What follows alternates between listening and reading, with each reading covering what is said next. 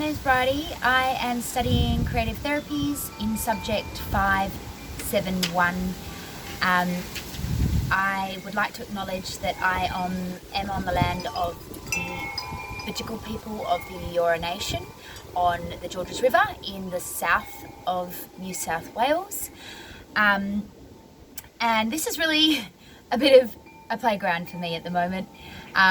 Right up until submitting this, I've been trying to think of the best way to present my learning map, and so I decided to do this via video so that I could have a conversation with whoever cares to listen to this about my 4 topics for this subject on critical thinking. My 4 topics that I chose were time, boundaries, power and discourses, and healing.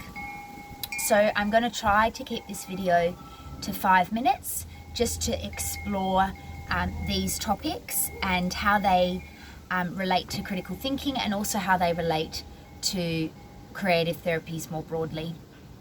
So the modality that I chose for this learning map was collage, and the reason I chose collage was because I felt that it would give an opportunity for people to use both old and new mediums. It allows us to cut things up, create things very freely. We can combine things together, we can stick things down, we can remove things, and I found it a really fun experience. And I also think that, you know, it can be quite empowering depending on the things that you're choosing to use.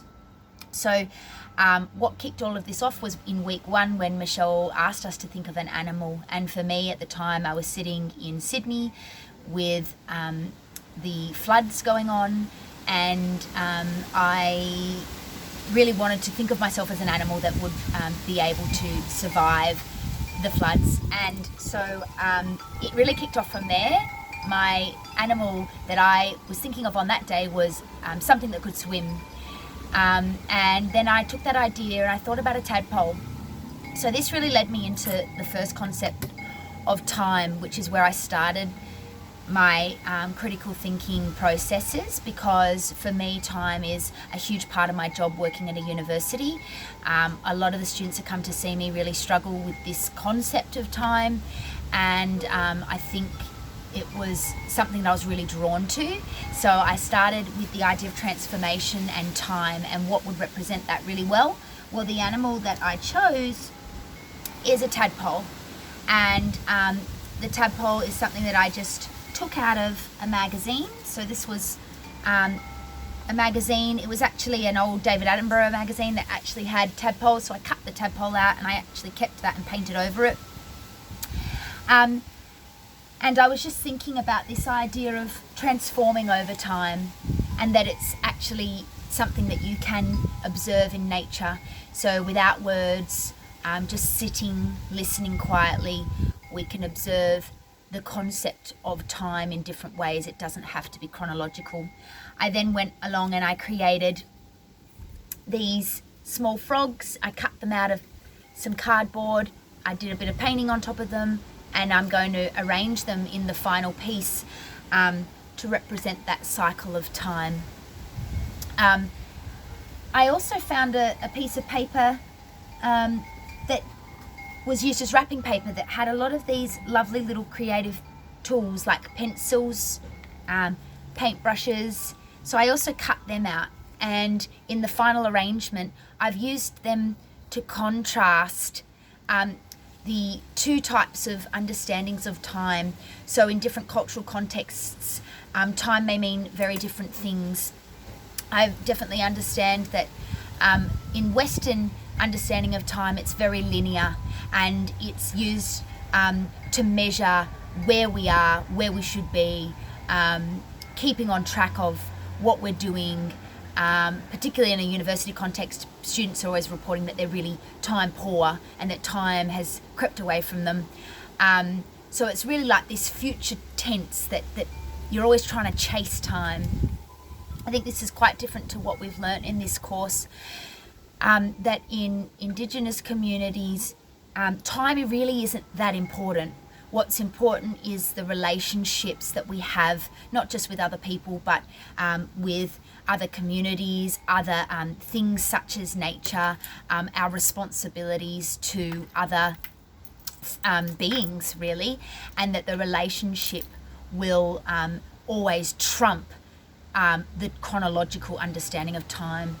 So that was explained through Michelle's lectures throughout the course around being really, clear about how you conduct yourself as a therapist in community, and that, you really have to lose that boundary of time. Which brings me to the next topic, which was boundaries. I chose this one because I think that there is some real issues with how social workers perceive boundaries. So we are often taught to maintain a really strict boundary between us and our clients, and this can also feed into the concept of time around having strict appointments that don't run over time, that you be really strict with how long you spend with the person that you're speaking to. And again, in the context that I work in, we have very strict boundaries to ensure that we apparently keep people safe.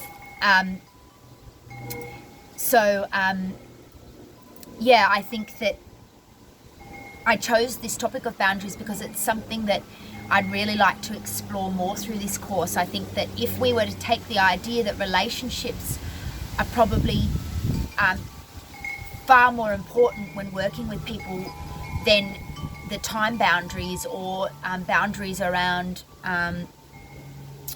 how and what we might say to people, we might actually really have a much better opportunity of building relationships. So in my final piece of work, I've used these little cutouts from some wrapping paper to represent the contrast between Western chronological time and the time that's measured through observing nature and through relationships.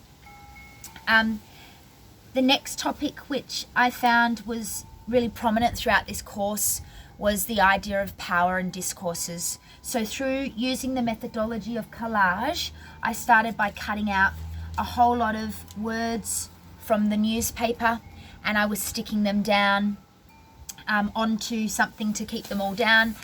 And then I found that when it was 2D, I could see all of these words that were representative of power. So, even the word Australia, which represents a colonised space for Aboriginal people, where power is not shared, where even language doesn't represent the reality of the lived worlds of Aboriginal people. Words such as, prosperity, words that came out in the newspaper such as risk, such as experience, expression. There were all of these words which, when I stuck them down on the page, I felt like they didn't really embody the struggle for power, but being able to cut them out really gave me that sense that I was taking them from context, which is in a predominantly white person's newspaper, and I was putting them into a new context. And then what I eventually ended up doing was cutting some of those newspaper arrangement of words, and I then threaded them, and I found that turned something that was 2D and probably hidden power into something 3D, and so it ended up being this bowl which I wove with golden thread, and I used those words, and for me that was again another way of turning something that was, I suppose, flat and 2D into 3D across time. And I think it's representative of the way that power and discourses work, is that they can be used for good in terms of creating a network and allowing people to connect with each other, and it can be used to hold space when discourses are powerful and are used for the good, but it also, when they're used to disenfranchise people, they can also be used for malicious purposes. So yeah, that was my journey of exploring power and discourse through cutting up newspapers and sticking them down. I also found some really interesting pieces like When Two Worlds Met, which I found in one of the newspapers, and I felt like, yeah, hey, that's really about where we're sitting right now, where two worlds meet. So in my final piece collage, I've tried to mix these words with the final artwork that I ended up putting together over the course of the program that we were in. My fourth topic was healing, and this one was quite hard. I understand, healing from a perspective of like a wound that needs time to be able to form its barriers to I suppose regrow. Throughout this course, the idea of healing has come through quite subtly, that speaking about it in terms of it being something that you are working towards as an achievement isn't really how I have understood healing through this course, more as a process. And it really engages those other topics around time, boundaries, and power, and empowering people and giving people a sense of control and autonomy.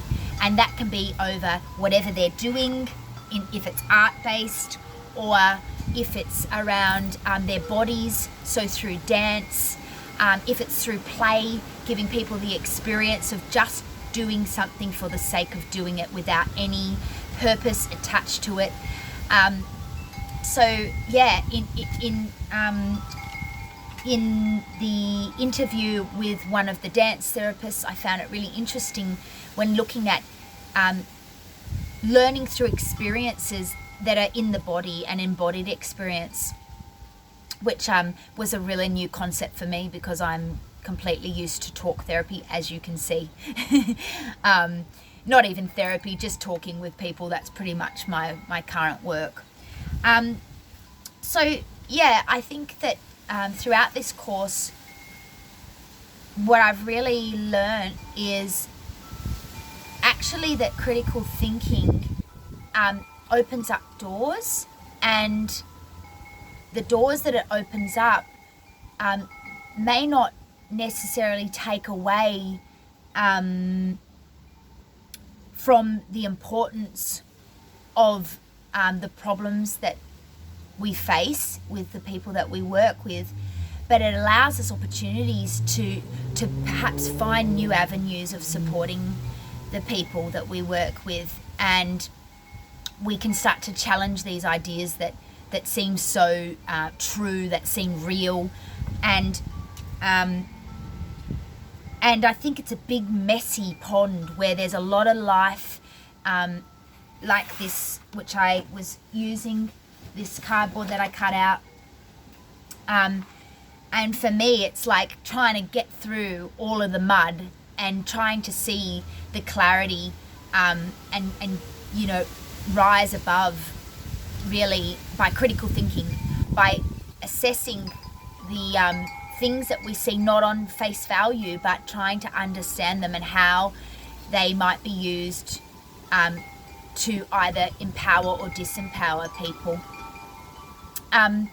So that's a wrap up of hopefully my 4 topics and how they interlink, and I hope that my artwork, the collage that I put together, really speaks for itself in exploring the topics of time, boundaries, power and discourses, and finally healing. And I do hope to explore this more thoroughly throughout the rest of this course. Thank you.